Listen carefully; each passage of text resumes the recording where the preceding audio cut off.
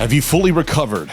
Now, we didn't go anywhere this year. We didn't Philly was last year. This year we didn't make our way to Vegas. We kept it at home. But do you still feel like a hangover from WrestleMania weekend, Michael? Oh yeah.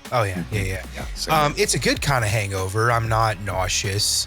I don't have a headache. Mm-hmm. I'm just simply I feel partied out. Like I'm contently partied out. I did have the meat sweats at one point. All the stuff was like, yeah, I know. We exchanged those pictures looking at the you had ribeye, is that right? Bone in ribeye. Ribeye. Yeah.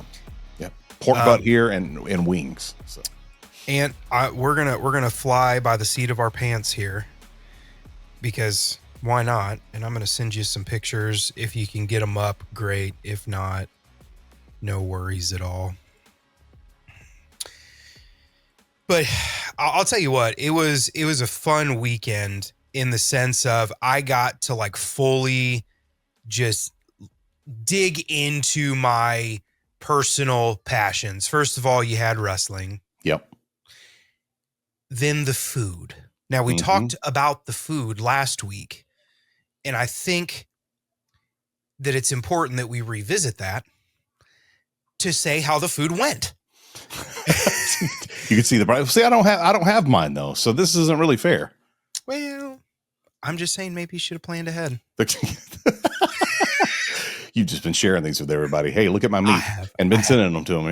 Yep. And that was the headline too. Is hey, check out my meat. Did you do any of those? There you go. There's the ribeye. That's very nice. Look at those. Is that up right now? Yep. There it is. And then here's the yeah.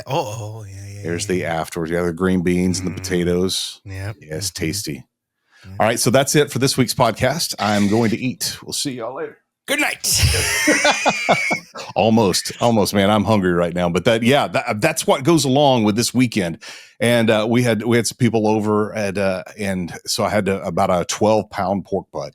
And I think I do have one. I do have one picture. Let's see. I think it's just as a sandwich that I sent you. And there you go. There's that. You like that one? Yeah. It look tasty. Yeah, that's what I thought. You're going to send me one of those in the mail, right? Oh, of course. It'll look just like that when you get it too. So I did have a picture available. There you go. So that's what WrestleMania kind of podcast is this? Yes.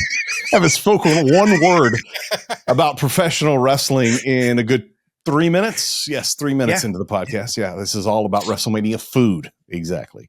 But that definitely is. This is what we got this year by not. I mean, you wouldn't want to see what we ate last year because it was catered food, which was fine, but it was also from a stadium. So it was stadium catered food last year. This year, I will take the food from this year. We went media wise last year.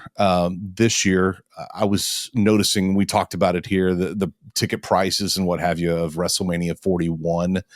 And there was something else. You guys all know who Green Shirt Guy is. If you're watching this, you know who he is. If you're listening right now too. He's the guy that's always in the middle, in the front row, every single show, no matter where the show is, anywhere in the United States, same exact seat, every single time, green shirt with a smiley face on it. This year at WrestleMania, he got his own entrance before it started. And he got to hang out at the timekeeper's table where the ring bell and stuff is, did all that. From Conrad Thompson, that was not a gift from the WWE. That was a paid experience that he paid for, and it was in the six figures.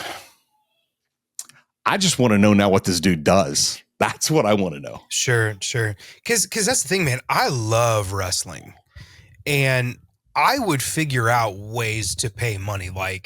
But my stuff, I don't want that. I don't want to walk down the ramp. If it naturally happened, that's fine. Sure. Cool.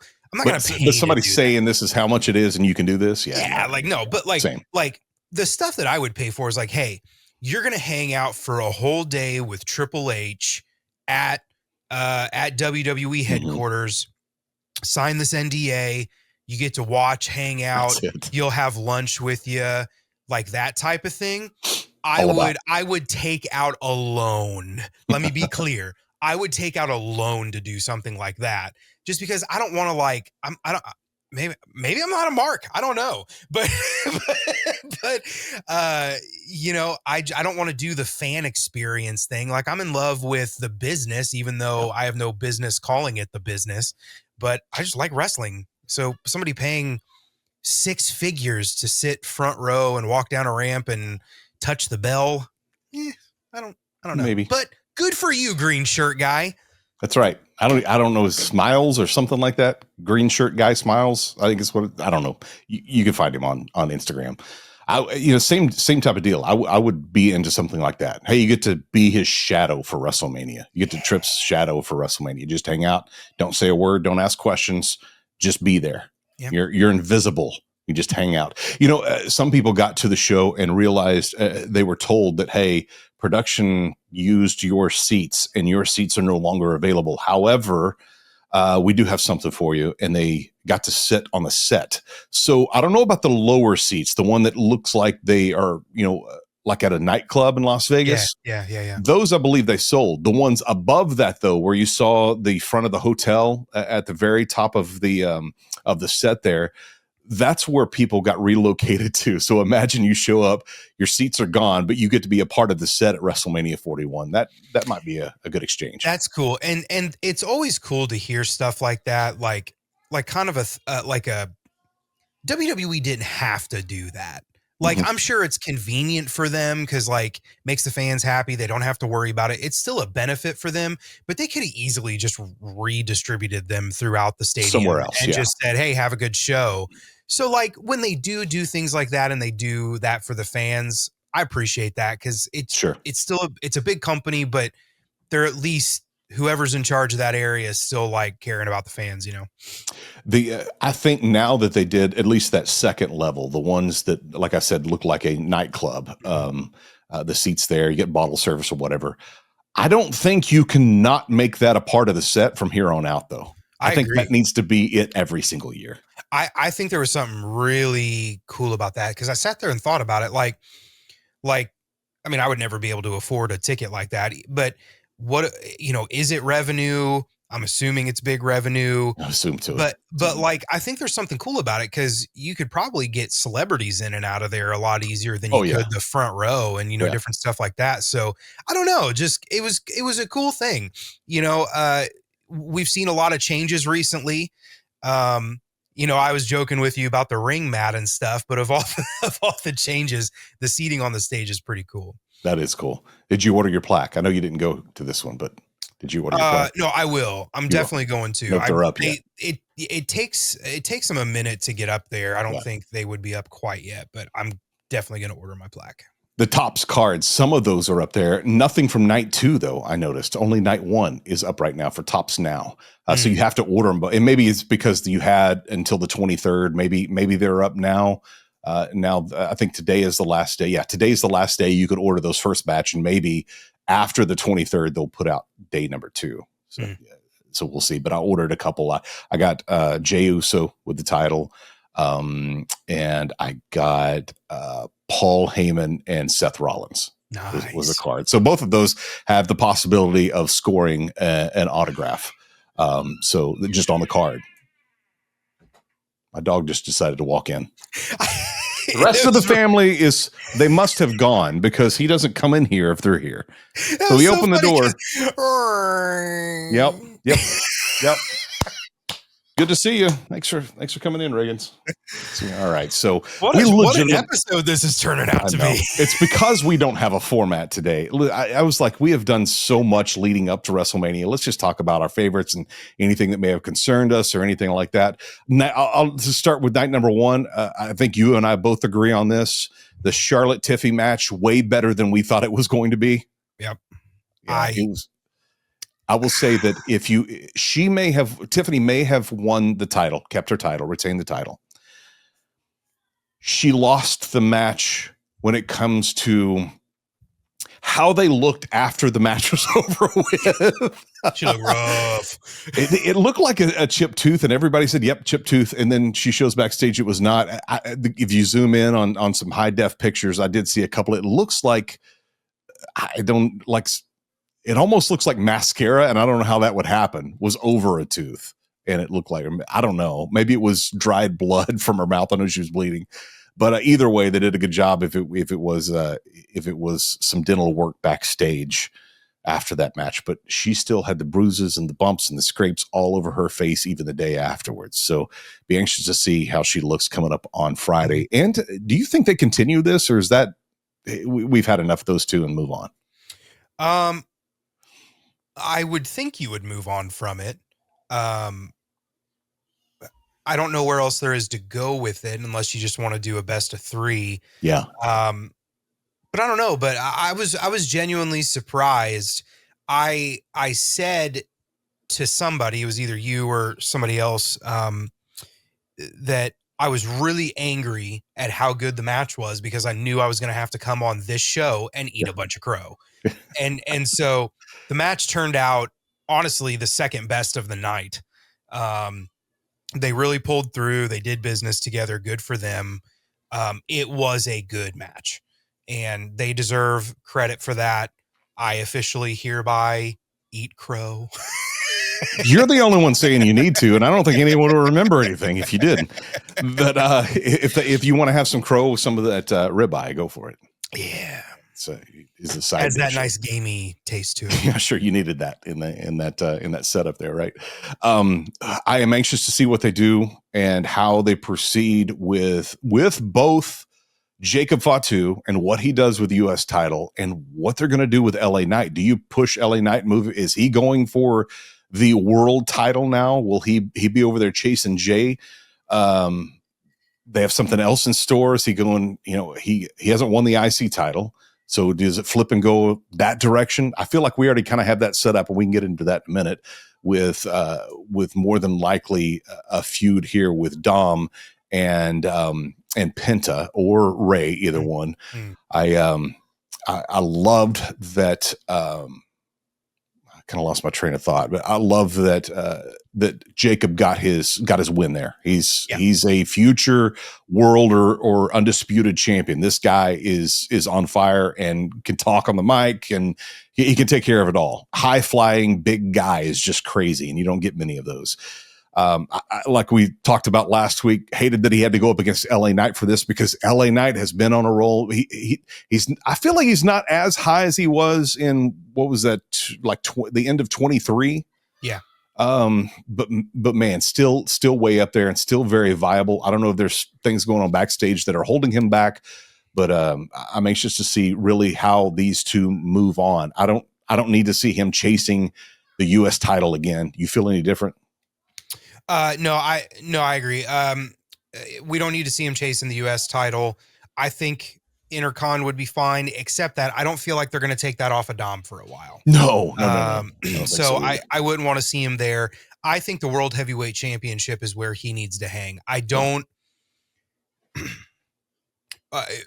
This show is pretty much a testament to my love for LA Knight, but I don't see him positioned at this moment that he could be the company face, in the WWE undisputed title area, but him being a world champion in the World Heavyweight Championship space all day long. I can see some banger matches with he and Jay as well. Yeah, absolutely. And so I'm hopeful, to your point, that they kind of honor what they got with LA Knight, but the match did exactly what it needed to do and what it was supposed to do. It was the right decision to put the title on Jacob Fatu. He's super hot right now. It's the right decision. Yeah. But we just don't want LA Knight to fall by the wayside either. Lots to talk about in the main event. Of course, we have Paul Heyman come out with CM Punk. CM Punk got to headline a main event at WrestleMania. Yep. Goal achieved. Nothing else had to happen. Paul Heyman walks out with him to headline. That was the end of it, at least for his story. I mean, I think we all saw Paul not necessarily leaving with CM Punk. At least that was the prediction. If it wasn't one of the guys in the match, it was going to be somebody else. I predicted it to be Brock Lesnar. That obviously didn't happen. And, but who he did leave with left us all kind of going, does this make sense? Does it really matter if it makes sense? It seems really cool. But to see how Paul turned on him and get involved in the actual action and, hammer to the yam bags on both CM Punk and the tribal chief, the original tribal chief. Yeah, doing a little boxing down there. Took care of deciding that match. You can in a triple threat because there's no disqualification. But did you, if it wasn't going to be somebody returning, did you see it being Seth Rollins walking out of there with the wise man? It was definitely in my cards of options. I knew something would happen. I knew it was a possibility. I didn't know it was going to land exactly the way it did. And I don't know that we're going to talk about Monday night at all, but clearly we see a little bit more of where this is heading, which is very, very, very cool. But I wasn't solid on what was going to happen in that match, but I'm very happy with how it turned out. In fact, and I'm going to put this here for later, I'm not going to jump on this soapbox right now, but arguably the match that going into it, we questioned whether it had enough story to back it up, ended up telling the most and best story of the entire weekend. Yeah. Especially for main events, and we'll get to that here in a second. But I agree. I think and that is what WrestleMania. We've talked about this before. It's always either typically tying up loose ends and finishing stories, or starting new ones. That one started a new one, no doubt. There was already some story with all three of those guys, but nothing that would equate to a WrestleMania main event, at least in my mind. But the way it left. A great setup for, even Paul says on Monday Night Raw, we're starting what we're going to be talking about in the main event of WrestleMania 42. Mm-hmm. And so excited to see what happens over the next year, all the twists and turns. We saw that happen with Cody Rhodes between 39 and 40. There were so many obstacles to overcome. How does Paul and Seth add to this group, which Monday we saw Braun, and we'll talk about that here in a second. But are there any more? Because we also saw another turn that has a close tie with one of the members of this group, that being Becky Lynch. I think we're already kind of jumping into Monday. Let's put a pause on that and hit night number 2 of WrestleMania. By far the best night of the 2.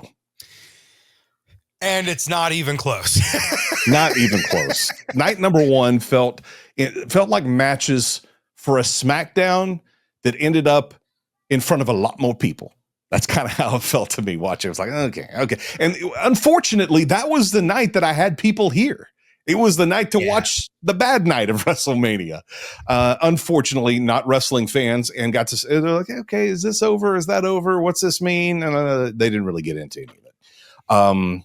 Understandably so, because I wasn't even enthusiastic really about much. And even night 2, I was like, okay, this is cool. Then we get to Randy Orton. Who is his match going to be against? I even text you right before. I'm like, okay, last chance. Who is it?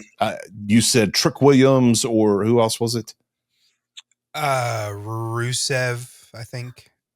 Did you say? Did I say Rusev? No, it was because it wasn't Black. No, it was somebody who's already in NXT.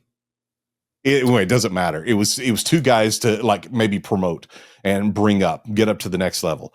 And I said Brock, since we didn't get Brock on night 1. Okay, it's Brock Lesnar here. Oh no, it was say his name. He appears. Joe Hendry gets a shot at making his name known at WrestleMania. And man, for me, that was the biggest pop of the night, because I had no expectations of Joe Hendry, and I don't know why I didn't, but I literally jumped off the couch.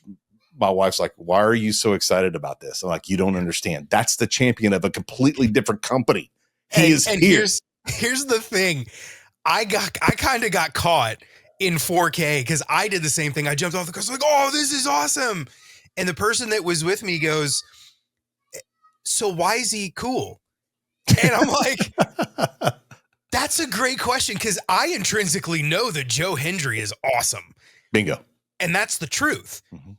But to verbalize it, I was like, well, he wrote this song and then it went viral, and he's also handsome, and he has dances and hand motions and an accent. Great wrestler. Yeah. Like, but when you start piecing it all together, you're like, this does not sound coherent at all. This does not at all. That was my best explanation. It was like, this is a guy who is the champion of a completely different organization. He does not work for WWE. He's not in a training group with WWE. I didn't even try to get into the explanation of them working with NXT. Let's just leave that off the table. This is the heavyweight champion of TNA, wrestling Randy Orton on night number 2 of WrestleMania. And, you know, of course, Randy's going to go over. In fact, I'm trying to think of everything that he said. I know he was on Busted Open the next day. He was talking to those guys, and he said, I think this was exactly as long as it should have gone. That is exactly what should have happened. And everybody questioned the second RKO. He goes, but he did the second RKO, and then what does he immediately do? He did the Joe Hendry spin.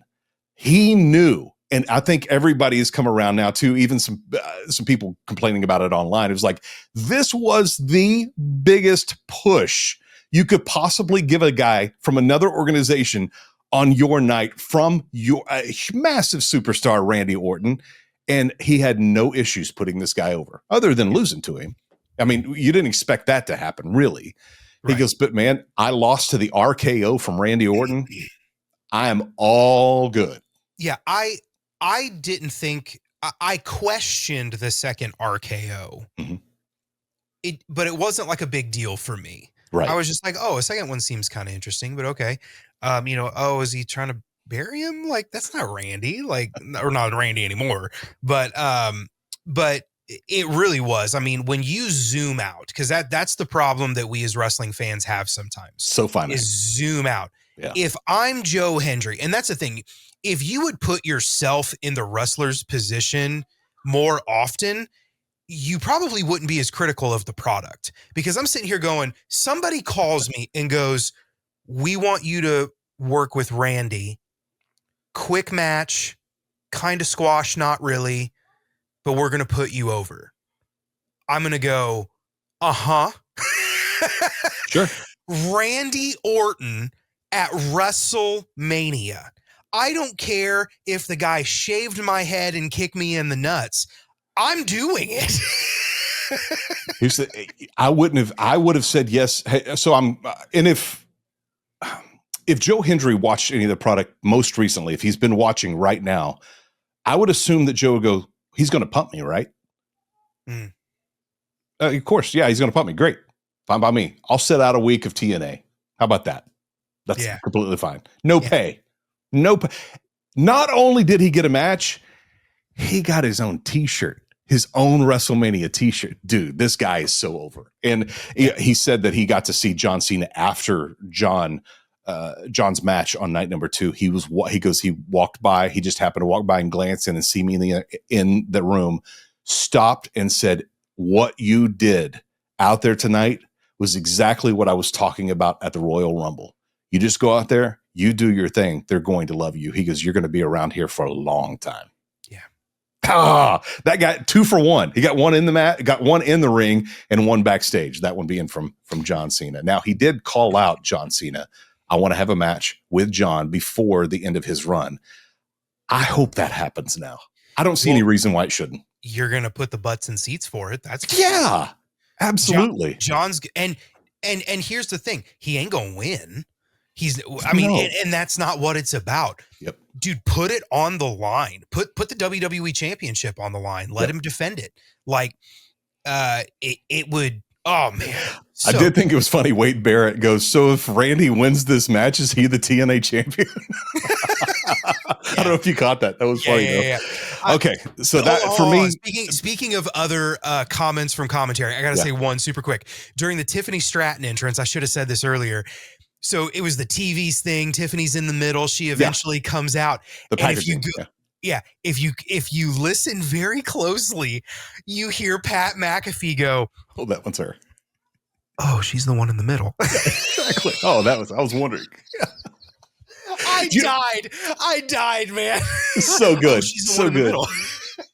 And that's a high Pat McAfee too.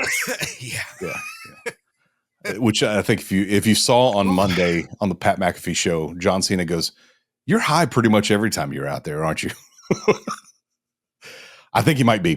Just became legal though, and not just became legal. He was at a show where it is legal. How about that? Yep. So he partook quite a bit. For me, I know that a lot of other stuff happened. A lot of other stuff was bigger. For me, that was a highlight of the whole thing. The whole thing, I thought, okay, I'm good. If everything ends right now and the show is over, I saw Joe Hendry fight on this. And it was a surprise for everyone. No one predicted that. So I love that. Okay, anything, I know we had Logan Paul versus AJ Styles. You kind of had Karrion Kross try to get involved, and that became something socially afterwards. I don't know about any of that stuff. It almost feels like it's trying to be conjured. That's just not catching. I love Karrion Kross. If they can build a great story with him, you gotta get something for this guy. He's too good not to. But I don't know where this piece is going. I don't know if it's going to be something with he and AJ, but he's kind of been, pestering AJ for quite a few weeks.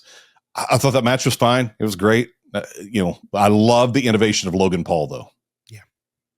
To walk out, what's funny, as he was walking out with that camera, I said, "Watch, this is a drone, guys. Watch, this is a drone." And he lets it go and it takes off. Yeah. See, I told you, and nobody else was there. I didn't think it was the drone. Honestly, no? I thought it was just a handheld cam that he was going to do his Logan Paul cam thing. And then all of a sudden it lifted off and I went, they got me. He got me when it landed back in his hand though. Yeah. I was like, holy cow. It circled that entire place and came and landed in his hand. He's also the guy we have to thank for there even being the FPV with it. When he did that jump off the top rope onto a table. I don't remember who it was against and what PLE it was. May have been Royal Rumble or something like that a year ago. But that's where we got it first. Was he was up there and it flew around him, and it was the only shot with a drone, and it was really sick. And then they bring it over to Netflix, and so that's my favorite shot of the night every time. It's not the best looking one. It's just my favorite one. Yep. As a tech nerd. That match was fine. Anything else stand out that night? Becky Lynch coming back. That was cool. Yeah, nice. Great moments. Great moments all throughout night two. Sure. In terms of, do we need to stop and talk about it? Probably not much else from night two. I thought it was very solid, very enjoyable. Not really much stinker stuff either. It was just a really solid night. Cena Cody. It's exactly what pretty much we expected. I was really disappointed to have Travis Scott involved and not get. I don't count a Crossroads as a receipt. I just don't. That was a wrestling move. That wasn't a strong side of the pimp hand. That's what I was looking for. And it didn't happen. Why? I don't get it. You said you thought you saw little boo boo face on Cody. Did you say that, or did I hear that somewhere else? Else. Did you see? Could you tell he was losing by just on the look on his face? I did say that, but I don't know if I did about that match. I think I said it about a different match. But I assumed he was losing. Yeah. Honestly, in hindsight, if Rock wasn't going to come to Mania, and if we weren't sure if Rock was going to come to Mania, the turn should have happened at Mania with Cena doing it even without The Rock. The Rock messed this up. And I love DJ. I've got no issues with him. I think he's cool. Mm-hmm. But how are you there? And now you're just not. And then we hear, headlines and he's like, yeah, I think the final boss is done. No, that means you booked your schedule out, bro. I'm frustrated because he could have been in, he could have been out. This is different than the Rock Roman match, because that, people really freak out about that, and that's a whole different conversation. This is just, are you available or are you not? If you are, great, we've got the perfect place for you.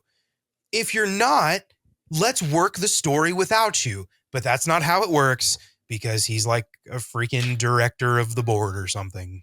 So you think that the turn, if he's not going to be involved, which I don't think he should have been involved either, but I've got a different course to get there. So you don't think he should have been involved either. We both agree on that. You think the turn, though, from John Cena should have happened at WrestleMania? Well, it depends. That's more or less what I'm saying. Everything could have happened with or without The Rock, but it can't happen with and without The Rock. Agreed. Okay. So we've established. So should he have turned at WrestleMania, or would you have been fine if he had turned at Elimination Chamber? If there was no way if there were no other elements in play, like let's say you can't reinvent a new way to do it, I would have rather just him done the huge turn at the main event of WrestleMania. John Cena low blows him, call it a ref bump, whatever. He bloodies him up real good. All this stuff happens where Cena just for 15 minutes just does the most heel stuff ever. Gets the title, wins it in disgrace. Monday night on Raw, cuts the promo from Monday before WrestleMania. And then we get the whole run of the year. More shocking, more impact, less players. But we did the worst. I say we. I don't know why I say we. They did the worst. I mean, when you were talking to DJ, y'all talked about it. DJ, we did the worst possible version of it. We did the worst possible version. We had this hugely powerful, like Travis Scott, like they wanted to position him as the new Mike Tyson. Newsflash, he's not Mike Tyson. Do it with Conor McGregor, and then let's talk about it. You know what I'm saying? Like, I agree with the people that Travis Scott shouldn't have been the difference maker in the match. Now, he really wasn't. So him coming down didn't have an explicit purpose. Obviously, they didn't talk about it much because he took his sweet time getting down there. Like, it fell apart. Now, with that said, I still enjoyed it. This is what I got. I loved that I got it. It was a great moment with Cena. It was really memorable for me. All I'm doing is just kind of picking it apart in hindsight, but I want to make very clear, I'm not unhappy with what I got. I am. So I'll go the opposite. I think that it was the absolute worst way to get to the end of those two. What we got was the absolute worst. You got John Cena. You have John Cena winning Elimination Chamber. Great. He's going to face Cody Rhodes. Excellent. I'm with you on there should have never been The Rock involved ever. If he's not going to be at WrestleMania, he should have never been in Elimination Chamber. I think we're on the same page there. Mm-hmm. Okay. So I heard him talk and reveal why he did what he did with Pat McAfee yesterday. And he's talking about it, and you can tell it made complete sense to The Rock. It still didn't make sense to me. He talked about they were soft on tickets for Elimination Chamber. If he was announced that maybe they would move some more tickets, maybe we get some more buzz going for this whole angle with what would eventually be John Cena and Cody Rhodes. He wanted it. What he originally wanted was Cody to say yes, but it wasn't for Cody to turn heel. It was just for Cody to say yes, and it eventually evolved out over the next year.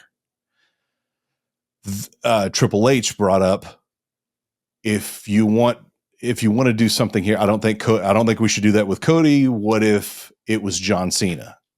And Rock said, love it. Let's do it. But now you got to go convince John Cena. Then they talked to Cena. He loved it, et cetera, et cetera. He goes, but after doing this, I don't think you need The Rock, and let them go and let them do it. he goes, I would have finessed some things differently in the build up to WrestleMania. He didn't specify what those were. I think the mistake was The Rock. There was nothing else in this. Every other mistake afterwards came because The Rock was involved. There would have been no Travis Scott if there had been no Rock. Travis Scott would have had nothing to do except for his music being played and used for WrestleMania, which that was already established. We were hearing that song 2 months before The Rock and Travis Scott ever came to the ring at Elimination Chamber. I thought the moment was cool in the moment at Elimination Chamber, but I fully expected there to be 10 months of other. Listen, I didn't expect The Rock to be there every week. I didn't expect him to be there in any build whatsoever. I agree that he doesn't need to be there every week. I did expect him to show up night number 2 at the biggest event your company has. And he didn't. And he didn't think that it was important. And I don't think The Rock needs to be involved in this. Well, you started it. You should carry it. The thought process, I think, was wrong. And I think this is one that was a giant miss from a lot of people. And if you've got the smartest minds in the room, and I mean, obviously right now we don't know what was said in that room. Evidently, we'll watch Netflix and watch Unreal. Maybe we'll get an answer for some of this, of who said what in what areas. And we won't see that until, sometime around November. So. And here's the thing. I want to be really clear. And in the strange event that some WWE writer is watching this show or somebody I don't think the in-house writing team is to blame. I think they're making the very best of the cards that they're dealt. And so when someone decides to insert themselves in a self-admitted money grab with no intention to follow up on the back end, it's the in-house writing team's job to do the very best they can. Did they do it maybe the way you and I were doing it? No, but I don't want to take a dump on the team that has led so many storylines to a really great place. But it's just the common denominators are other people inserting. And I don't even think that's that. I don't think that's even in question on any of this. What I do think is that the Triple H actually tried to head some of this off, telling everybody, dude, you should stop complaining about it and just enjoy what you see on your TV. Because I think that he knew, this isn't as good as we anticipated it being or predicting it being or wanted it to be when it all started. It's something he said, I think it may have been on Pat McAfee. There was a lot of Pat McAfee in WrestleMania. It's a nice little union there. But he was like, hey, I think it's when he also brought up, just people predicting or just online complaining. We're just telling you our opinion. And I think that we have the right to do that too. Just like you guys have the right to write and put out whatever you want. We have the right to buy tickets, turn it off or turn it on, or talk about it here on podcast. Now, does it mean that we know better? No, it means what we watched on TV we didn't like. That's what we just actually have a platform to talk about stuff now where, even 10 years ago, we didn't necessarily have that. It was the disappointment of the whole weekend for me of that match that could have been really, really massive. Now, what I hope they do, and it kind of looks like this way, if we don't see Cody Rhodes on Friday, I think he's gone for a couple of months. And we forget about this mess. We forget all the crap. We let John Cena do his thing, do all the stuff with Randy on Backlash and whatever else happens next. And then we're excited to see Cody Rhodes step back in the ring. There's a new fire in his belly, and we're excited to see what a whole great writing team, as you mentioned, comes up with and moves along. It's been fun and good with The Rock in instances. But I think we saw what we've all been, or at least you and I have been thinking, this dude's just sticking his stuff in where he just wants to. And everybody else has to figure it out afterwards. Got to get your moves in. I mean, appreciate what you did in the Attitude Era. Really do. And it's just now, it's like, what's so interesting is it always seems like his schedule is, I mean, he is a busy guy. I get that, sure. But he's the only one that seems to struggle with showing up ever. So agreed. Anyway, Monday, let's hit that real quick. I thought Monday's show was fantastic, top to bottom, really great. We saw, as you just said, Rusev show up. Rusev is back in WWE. You know he's coming back. I believe it's not going to be a surprise that Aleister, is it Aleister Black? I keep getting, is it right? Yeah. Aleister? Yeah. Okay. So Aleister Black will be back on SmackDown coming up on this Friday. They put the date up. So 4/25/25. Looking forward to see what they do with him, though. If you had to just pick an opponent, a direction to go, work a program with, right this very instant, where are you headed? It depends. I'll try and do this quickly, but WWE has the mistake of still leaning into a gimmick too much. They did it with Karrion Kross at first, trying to lean into the occult thing. Yeah. They did it with Aleister Black originally too, trying to lean into the occult thing. It definitely should be a part of the gimmick. It's a style. It's a look, and yeah, it can have a vibe, but hopefully he's going to come back. I want to see him more as like this John Wick assassin character, to be honest with you. That'd be cool. Like, kind of like, yes, you have all the occult and stuff overtones, but really what he is shows up in a jet black suit, black black skinny tie, whatever. And he just kicks butt, man. You know what I mean? Mm-hmm. And, but in terms of who he works with first, I want somebody just a little smaller in size. So somebody in kind of like the light heavyweight type area, maybe even like a Chad Gable. Like I know he's tied up right now, but like a really good technical wrestler, because Aleister Black, when he's partnered with the right guy, he really shines. Yeah, I agree. That could be really good. I don't have any direction of a particular person, but your assessment is, I believe, spot on. I'd be excited. I think this is one I'd like to just sit back and watch. Yeah. I have great anticipation of this return with him under this regime. I don't think it's anything. I'm only gonna say this probably the next month, and then I'll finally let it go. I don't think this is too low for The Rock to get involved with, so they'll do something really good with it. Yeah. And Triple H can go, hey, what if we did this? And guys can get around and work up something. To be honest, I thought back and forth, would I like to see him have some tie to the Wyatt Six? We haven't seen those guys in a while. I wouldn't be opposed to it if you did it right and it gave a good run. But man, we've seen starts and stops and starts and stops and starts and stops with Wyatts, just like we did with Bray.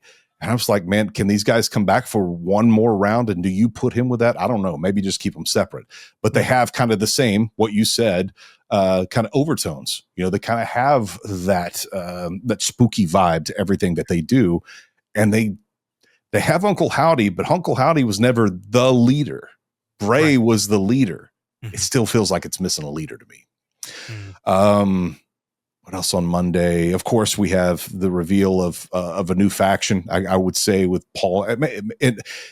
Bully brought this up on Busted Open. Is this the new Dangerous Alliance? That could be pretty cool, because what Medusa was part of the Dangerous Alliance back in the day. Your female could be Becky, and then you have Seth, and then you have the power of Braun Breaker. That's a pretty good faction, if you ask me. And it feels old school too. Yeah, I also like that. I understand that Seth and Paul will kind of maybe co-lead it, if you will. Yeah. But I would actually like to see Heyman put in more of the leadership role, where you have a non-wrestler kind of calling the shots or whatever. I like that. That's how it used to be. Yeah, I always feel like that dynamic is way more interesting, because you're holding that power with knowledge or wisdom versus strength. Yeah. You know what I'm saying? And that's always way more captivating. So just a little side note. Yeah, no, I agree. Fun weekend. I do feel a little bloated from all of the action. We'll hit a few things next week. Anxious to see what happens on SmackDown. We'll touch on a little bit of that. Also, don't forget, I meant to mention this at the top, got a chance for you to win Netflix for an entire year. Go check out all the details over at WrestleChatPodcast.com. If you don't follow us, can find all the links to our socials there as well. We'd love to connect with you. If you're watching right now, thank you. Hit subscribe, hit like, leave a comment. Let us know what you thought about either night of WrestleMania, night number 1, number 2, any of the matches, any things we talked about here. If we're idiots, great, say it. If you agree, great, say it. We'd love to hear from you. That's what the chat is all about. So let us know. Michael, I know there's probably plenty of things other things that we could have hit. You good for today? I'm good for today. I probably need to hit the restroom after all that steak. Still good to be a wrestling fan right now? It is still a great time to be a professional wrestling fan. Michael Glavin, I'm the Ant-Man. We'll see you next week on the WrestleChat Podcast.